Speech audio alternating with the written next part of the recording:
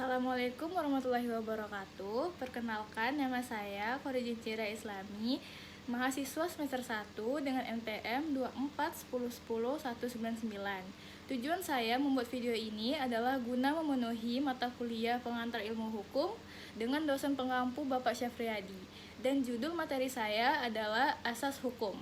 Asas hukum adalah unsur yang penting dan pokok dari peraturan hukum.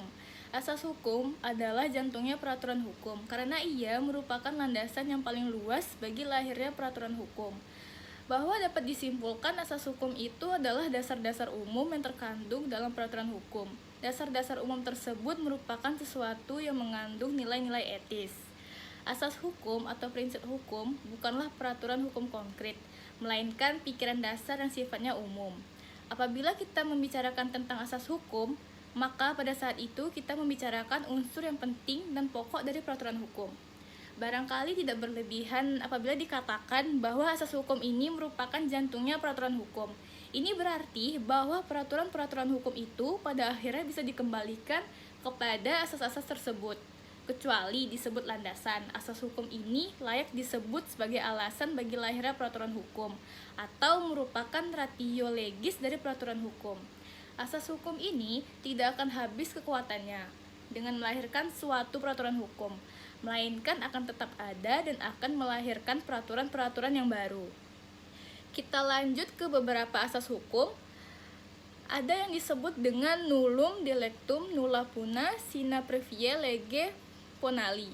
Artinya, tiada suatu perbuatan dapat dihukum kecuali atas kekuatan ketentuan pidana dalam undang-undang yang telah ada lebih dari dulu daripada perbuatan itu. Asas ini berkaitan dengan seseorang itu tidak dapat dikenakan suatu sanksi pidana selama tindak kejahatan yang dilakukan itu tidak terdapat dalam KUHP, sebagaimana dijelaskan pasal 1 ayat 1 yang berbunyi, tidak ada perbuatan apapun yang dapat dipidanakan kecuali atas kekuatan aturan pidana perundang-undangan yang sudah dicantumkan. Dari penjelasan di atas, bahwa asas legalitas dalam pasal 1 ayat 1 KUHP mengandung 3 pokok pengertian, yakni yang pertama, tidak ada suatu perbuatan yang dapat dipidana atau dihukum apabila perbuatan tersebut tidak diatur dalam suatu peraturan perundang-undangan. Jadi harus ada aturan yang mengaturnya sebelum orang tersebut melakukan perbuatan. Yang kedua, untuk menentukan adanya peristiwa pidana tidak boleh menggunakan analogi. Dan yang ketiga, peraturan hukum-hukum pidana atau perundang-undangan tidak boleh berlaku surut. Surut adalah suatu hukum yang mengubah konsekuensi hukum terhadap tindakan yang dilakukan atau status hukum, fakta-fakta, dan hubungan yang ada sebelum hukum diberlakukan. Yang kedua, ada asas nasional aktif atau bisa disebut asas personalitas. Asas ini membahas tentang KUHP terhadap orang-orang Indonesia yang melakukan tindak pidana di luar negara Indonesia. Dalam hukum internasional, hukum ini disebut asas personalitas. Akan tetapi, hukum ini tergantung dengan perjanjian bilateral antar negara yang membolehkan untuk mengadili tindak pidana tersebut sesuai asal negaranya. Terdapat dalam pasal 5 KUHP, ketentuan pidana dalam Undang-Undang Indonesia berlaku bahwa warga negara Indonesia yang melakukan di luar Indonesia. Selanjutnya ada asas nasional pasif atau bisa disebut asas perlindungan.